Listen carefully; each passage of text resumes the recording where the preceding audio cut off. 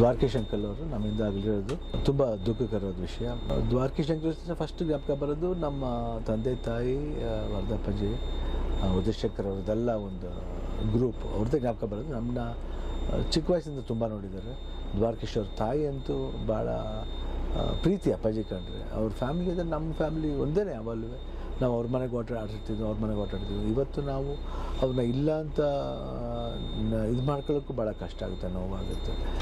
ಅಷ್ಟೊಂದು ಒಡನಾಟ ಅವ್ರ ಜೊತೆಲಿ. ಅಪ್ಪಾಜಿದು ಅವ್ರದ್ದು ಫಸ್ಟ್ ಪ್ರೊಡ್ಯೂಸರ್ ಆಗಿದ್ದೇ ದೂರದ ಬೆಟ್ಟ.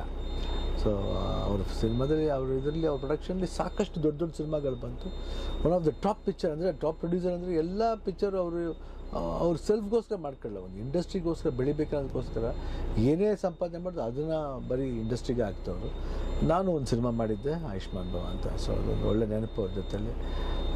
ಯಾವಾಗ ಅವ್ರ ಫ್ಯಾಮಿಲಿ ಮಕ್ಕಳ ಜೊತೆ ತುಂಬ ಕ್ಲೋಸ್ ಫ್ರೆಂಡ್ಸ್ ನಮಗೆಲ್ಲರೂ. ಸುಖಿ ಆಗಿರ್ಬೋದು, ಯೋಗಿ ಆಗಿರ್ಬೋದು, ಎಲ್ಲರೂ ಭಾಳ ಕ್ಲೋಸ್ ಫ್ರೆಂಡ್ಸ್ ನಮಗೆ. ಅವ್ರ ಮಕ್ಕಳು ಎಲ್ಲರ ಜೊತೆಲೂ ಅವರ ಇಡೀ ಫ್ಯಾಮ್ಲಿಗೆ ಲಾಸ್ನ ಇದು ಮಾಡ್ಕೊಳ್ಳೋಕ್ಕೆ ಶಕ್ತಿ ಕೊಡಲಿ ಆ ದೇವರು ಅಂತ ಕೇಳ್ಕೊತೀನಿ.